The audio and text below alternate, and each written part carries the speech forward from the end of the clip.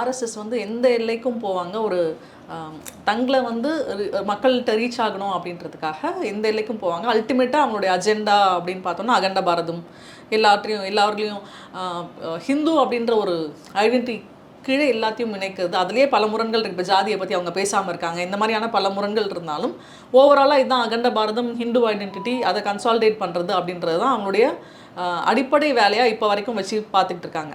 அப்போ அதை கவுண்டர் பண்ண வேண்டிய இது வந்து இன்னும் ரொம்ப ப்ரோஆக்டிவாக இருக்கணும் அப்படின்னு நான் நம்புகிறேன். ஆனால் அது வந்து இனிமேலாவது இப்போ நடக்கிற விஷயங்களை பார்த்து இனிமேலாவது வந்து இன்னும் ப்ரோஆக்டிவாக இருக்கக்கூடிய ஒரு லீடர்ஷிப்புமே ஒரு கேடர் லீடர்ஷிப்பும் உருவாகணும், கேடர் லெவல்லையும் வந்து அது ஒரு இருக்கணும் அப்படின்னு நான் நினைக்கிறேன். ஆமாம், என்னை பொறுத்தவரைக்கும் நான் நினைக்கிறேன்னா இன்னும் நிறைய ப்ரோக்ரெசிவான நிறையா ஃபோர்ஸஸ் எமர்ஜ் ஆகிட்டு தான் இருக்காங்க.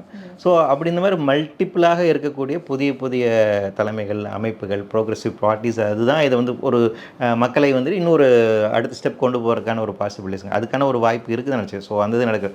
ஸோ அந்த மாதிரி விஷயங்களுக்கு என்னென்னா இந்த மாதிரி ஒரு ஐடியாலஜிக்கல் சார்ந்திருக்க டிஸ்கஷன்ஸ் அதிகமாக தேவைப்படுகிறேன். ஸோ அதுதான் அந்த இதுதான் அந்த ஸ்பேஸ் தான் இல்லை, அது இன்னும் உருவாகலை அப்படின்னா. ஏன்னா ஏதோ ஒரு வளர்ச்சி ஏதோ ஒரு வீழ்ச்சியாக இருக்கட்டும் அப்படிங்கும்போது அது குறித்தான விவாதங்கள் அப்படிங்கிறது தேவைப்படலாம். இப்போ ரைட் விங் பாலிடிக்ஸ் இந்த அளவுக்கு வளர்ந்துருக்கு அப்படின்னா அதனுடைய காரணங்கள் என்னவா இருக்குது அப்படிங்கிறதுக்கான விமர்சன ரீதியாக அகாடமிக்கான ஒர்க்ஸ் வரணும்.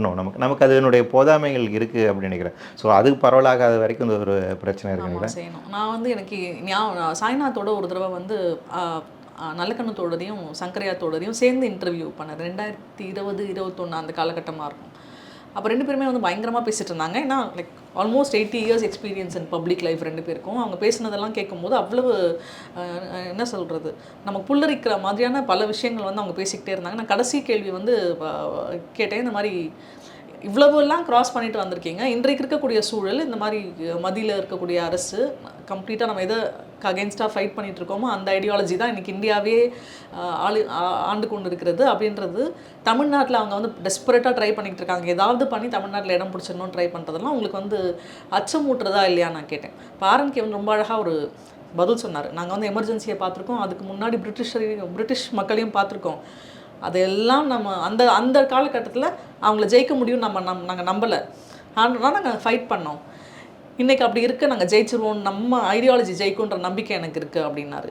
எனக்கு அது ரொம்ப நீங்கள் யோசித்து பார்த்தா அது சரி தப்பு நடக்கும் பாசிபிள் இல்லை அப்படின்றத தாண்டி ரொம்ப டச்சிங்கான ஒரு விஷயமா இருந்தது அந்த வயசில் அவருடைய நம்பிக்கை அப்படின்றது.